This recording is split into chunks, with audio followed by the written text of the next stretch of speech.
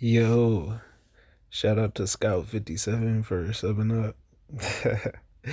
If you leave a comment, subscribe or something, maybe that might be the way I start off my next video with your name, with your username.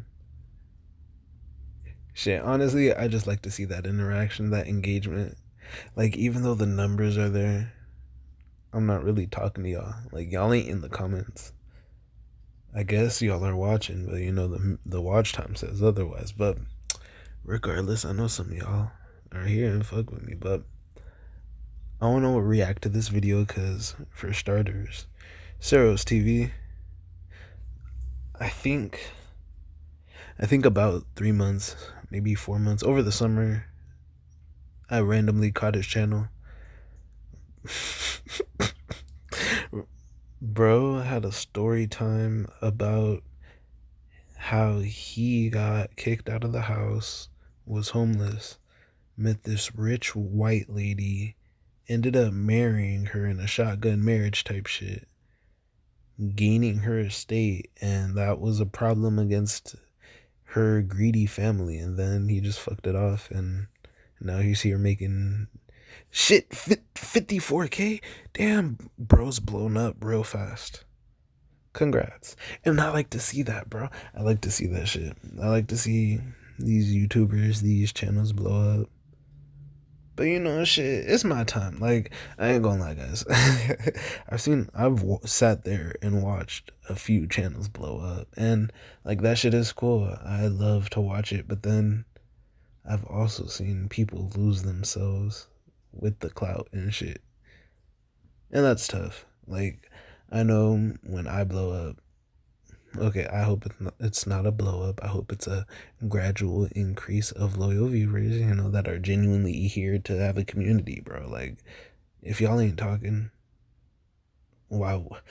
If y'all just, I mean, we do need the just watchers, but, when we get to chat in here, bro, I'm definitely gonna need you guys in here. But regardless, CerosTV, great channel, great guy, at least from what I've seen from his character and his morals consistently. He doesn't seem like he's I try to be a good guy. He seems like he borders on the balance of like what, chaotic good, lawful chaos. I don't know. He's in somewhere in the, he's not good, but he's also not straight chaotic, but like, if you know what I mean, you know what I mean. Anyways, we're watching this video called I Got Gang Members to Play D&D. And if you watch me across all my channels, in the last Fallout video, I was literally talking about how, I'm a nerd, and I do nerdy shit, and I think that shit's cool, and a lot of people think nerdy shit's lame, and personally, I think nerdy shit needs to be a little more, like, not as stigmatized or whatever. The main point I brought up, not the main point, but a big point I brought up was how anime was seen as lame, but then, yeah, niggas, black people started fucking with anime, and now anime's blowing up, and now it's almost mainstream. Of course, people don't fully accept anime, but it's definitely getting up there. And video games too, bro. Video games and anime probably got more viewership than average shit. Your average TV show, your average movie. I don't know, bro. Whatever. CerosTV got these thugs to play some nerdy shit like D&D. I've never played D&D, but I would be down to do some fantasy roleplay shit like that. Let's get into the video. I grew up in Detroit, Michigan, the heyday of black civilization and probably modern-day Africa and America. One of my favorite places of all time. I live here currently, and back in my day, I got Bloods and Crips to play one delicious game of D&D. How did I do this? Well, back in the day, I myself was a member of the Blue Team. That's right. I was sporting the old blue colors. That's what I was doing. I know I don't sound like it, probably don't even look like it, like I was even associated with any gang life, but that's fair. I don't really care about that. Anyways, I was living and destitute with my mother. She had just... Hold up, let me talk about that real quick. Like, a lot of people will be like, oh, You don't sound like a thug. You don't look like a thug. Bro, that doesn't make you not a thug. Just because people look proper doesn't mean they can't do fucked up shit. And just because someone looks fucked up doesn't mean, but they're more likely to behave that way if they look that way. So, I understand. But still I'm surprised, but I also heard the story of when he was fucking with the gilf, so. Divorced my dad, and we had moved to a small place in Detroit, Michigan, and it was not fun. I didn't enjoy any bit of that. Yeah. My mother had moved to a blood territory. That was not that's fun. Even more That's tough. probably the stupidest thing she could have ever done. Of course, she didn't really know that I was a Crip, but I was in danger every day. My mother was very concerned about my safety and my life, and she didn't know if I was going to be safe. And I said, "Mother, don't worry. I have a gun." And she said, "What?" I said, "Nothing." After that, I had devised a plan. Bro. Okay, whatever. CerosTV, he's really good at storytelling. Like, he's literally said he's just a great talker. And that's facts. That's facts. He's literally just him, a mic, and some decent editing, and a backdrop. So, CerosTV, by the way, is just better than having some... Never mind, let me not I needed to at least get up.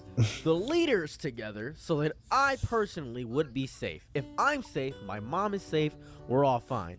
Not very good on my end because I was selling the old French word for yes with a... What does that mean? DS. Oh. Weed. Okay. Yeah. Nintendo status. Nintendo weed. I guess you can call it that. So, afterwards, I had proceeded to sorry, guys. How do I phrase this? Concoct a very devious plan. I began to ride my bike to a gas station. I saw one of the people I regularly sell to. I said, "Hello, my fine gentleman." He said, "What's up, cuz?" I said, "I have a quandary for you if you must." He said, "Alright, what we about to do, cuz?" I said, "Could you take me to the leader of the red team?" He said, "No."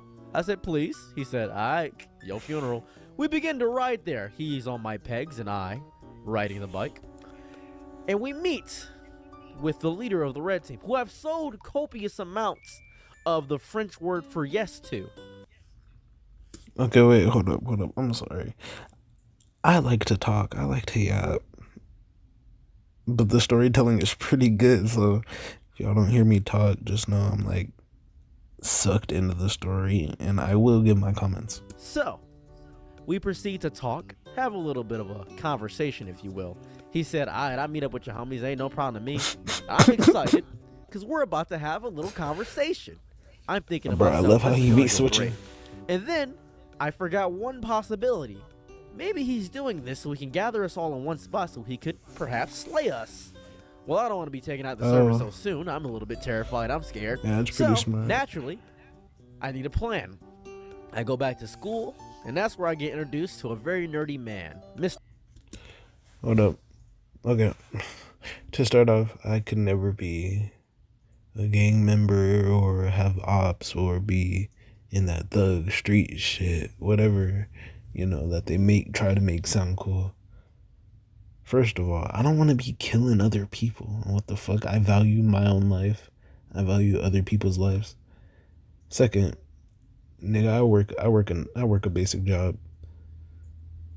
Like, why would I have ops, Like, for an average person, there should be no reason you gotta look behind you. I don't know. Mr. Ball is what we'll call him. Mr. Ball is a guy I bullied a lot back in the day. As a matter of fact, I was bullying him that very day. And I asked him, "What do y'all little nerd dudes like to do after school?" He said, "Well, you..." Hold up. I know I'm giving him, like, props, and I'm, like, featuring him on this channel. I know I'm saying featuring even though he's bigger, but I am putting him on my channel. Utmost respect. I'm not trying to do any digs. The way because I know people be sensitive, especially if they're coming from your other people's fan bases, but I gotta be sensitive with how I say shit. So CerosTV, he's that type of dude that he's the in-betweener. Like, he can be the nerdy type, but he could also be the nigga. He could be the thuggish type. And those are perfect, because you need someone to balance the bridge, or else those types wouldn't know how to talk to each other. He's like a translator. And they're also just him as a person that can do that. It's gonna make him interesting, because like a lot of people be like, or when people say whitewashed or this or that, a lot of the times from what I see, they're just referring to like, you don't do shit that keeps you a nigga or ignorant. Like, you're, first of all, you're whitewashed, you're talking proper, you don't talk with ebonics or anything. Like, I could sorry, I'm not even gonna try. I could speak proper if I wanted to, but I just choose to talk the best way that's comfortable, and it just happens to be that way. But sometimes I like to speak very eloquently and just, apply a proper dictation to the words of that I convey out into the world, and just do shit. Like, I just be talking. Sometimes I talk like a nigga, sometimes I talk proper and respectful. I always talk respectful, but sometimes, that's a lie. Sometimes I be disrespectful. Y'all see me in the gaming channel, but I'm rambling like always.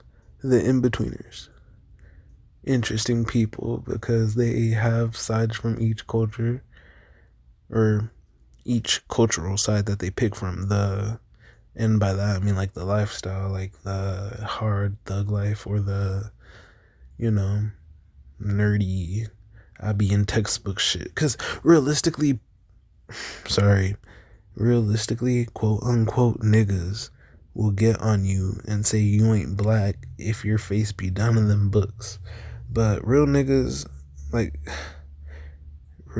would prop you up if they see a young nerdy nigga doing his shit, getting his good grades and shit. Like, good job, keep doing your shit, don't become a thug.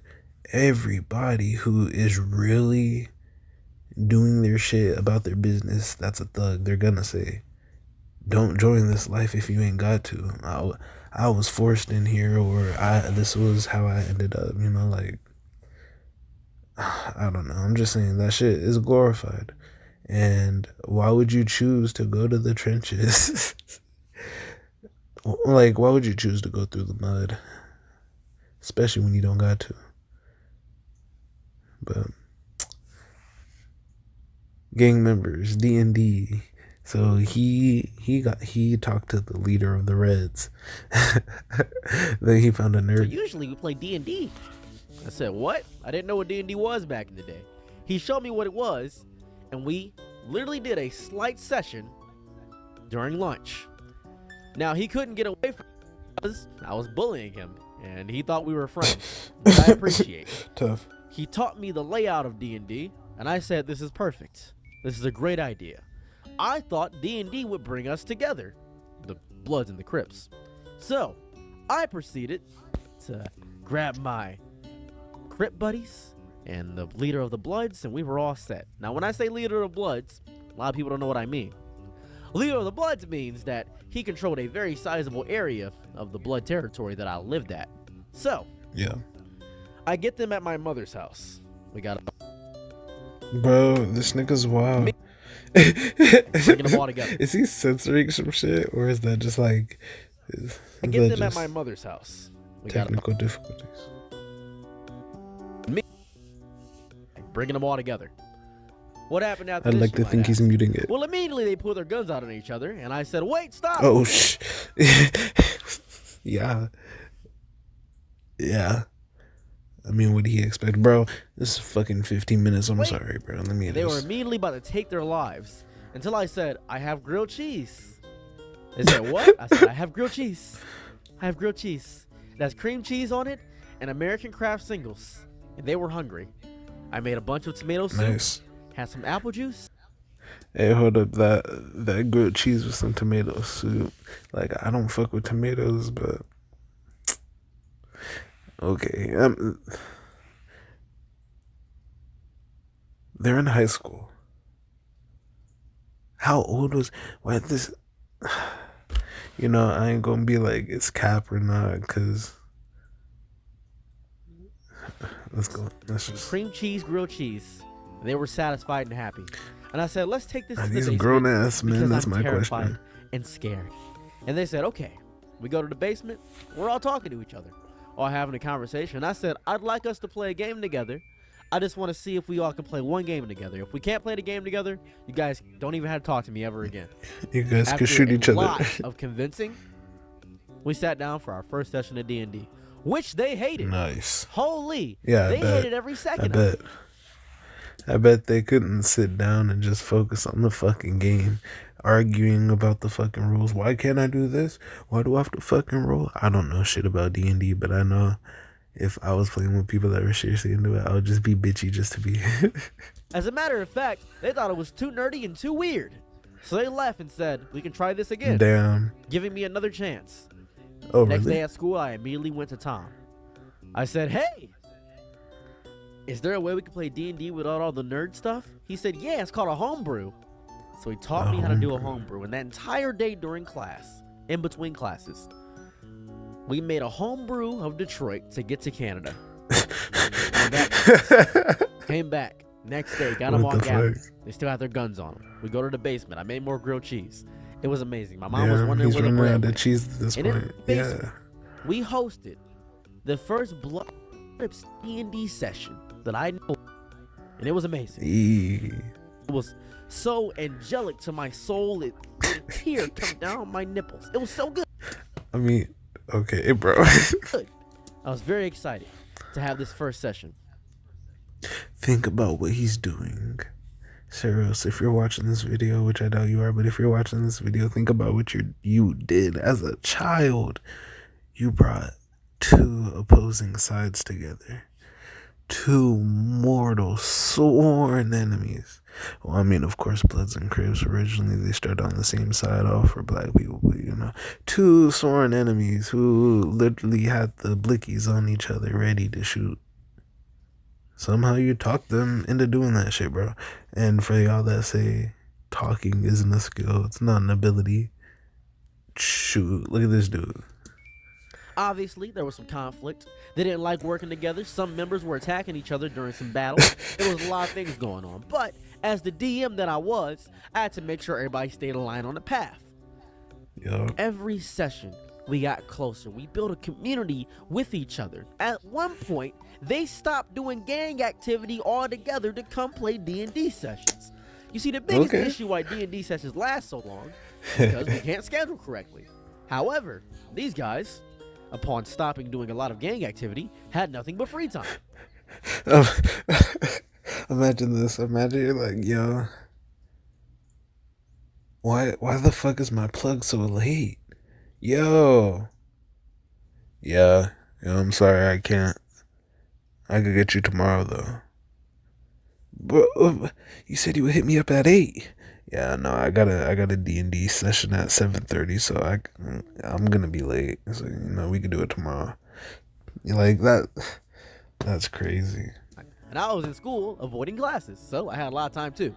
So we proceeded to play this game together. We enjoyed each other.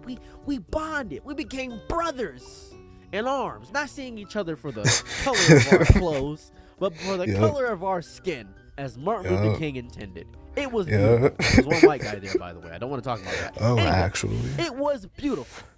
There was a wig in the game? After we finished the entire session, they had such a...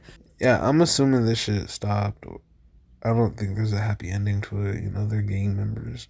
Pretty sure they're going to keep the gang shit up. Even though they play D&D, I don't think they're just going to convert to nerds or normal people. Here's how it goes. You're a nerd, then you go to a normal person, then you go to a thug. Of course, it's a sliding scale with, things in between each part, but, you start as a normal person, get into the books, then you get into the drugs, then you drop down, then you get into the cocaine and drugs, you know. And I'm pretty sure it's harder to go from a thug to a nerd than a nerd to a thug. Because, I mean, if you're a nerd, you could be a smart ass problem, you know? Sense of community and brothership and kinship that they actually stopped being in a gang. And that messed me up a little bit. I didn't think they'd actually do that.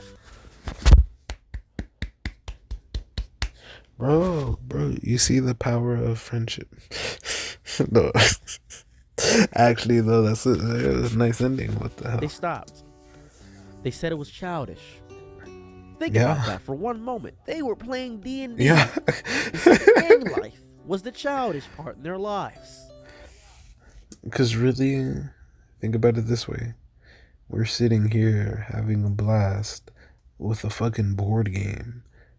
But outside these walls, we're like, oh, I hate you, nigga, because you wearing red, because you selling drugs when I'm trying to make that. Like, no, if everybody was working together, sorry, let me not, you two might get my shit. Because the moment I say, if black people work together, you know, if all the gangs, you know, one big gang, the black gang, you know, oh my god, if they put all the colors together in the gangs and just made a black, just black. Okay, I'm done, but we're gonna finish this off. That was beautiful. After that, what happened, you might wonder? Well, we did another campaign. This time at a homebrew at Candyland. I'm dead serious. Okay, personally, I don't understand how Dungeons and Dragons works. I'd definitely be down, but this is interesting. He said Candyland, fucking Detroit to Canada. Like, I'm trying to picture it and I just can't. Made a whole homebrew at Candy, and it was beautiful. But I know some of y'all be playing it like that, and you're just like, come on, man. Renaissance Festival. Imagine former gang members wearing elf ears, dressing up like jesters, enjoying a hot pickle in the sun. It was beautiful. Fucking fun. I loved every second of it. I don't know where these men are now. I have no clue. I don't know where they're at. All I know is that this changed their lives for the better. And I'm happy it did that. I, however, did not. I still remained in the gang. I still sold illicit substances. Just because he was the change, but just because he caused the change, didn't mean he wanted to change himself.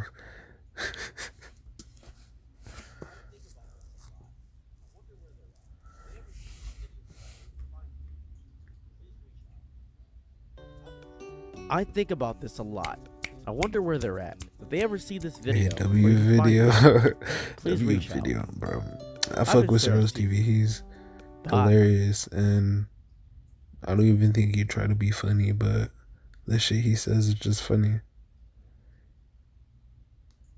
I also fuck with his sense of morality, you know. Nowadays, we actually have to question if the people we watch have morals or not, but I don't know. For me, I definitely put the entertainer with the entertainment. So if I know this person is a rapist, a serial killer, it's gonna be hard for me to fully enjoy the shit. Like, bro, Kendrick really ruined Drake for me. I can't just straight up listen to Drake. What the? So yeah, fuck Kendrick. That's a joke. CerosTV, W video, gang members playing D&D. That's wild. Like, I'm a nigga, and I've never played D&D. So the fact that he made, like, when I say real niggas, I don't mean, but niggas on the far end of the nigga scale, the nigga slider. The fact that he got them to play nerdy shit, that's wild. But personally, I'm pro nerdy shit, you know. As long as we keep the furries indoors in their cages where they belong, I'm pro the nerdy shit. Like, come on, guys. Be nerds. Oh, especially the nerdy women. Anyways, that was the video. I'm gonna stop it there. I'm gonna see y'all on the next one.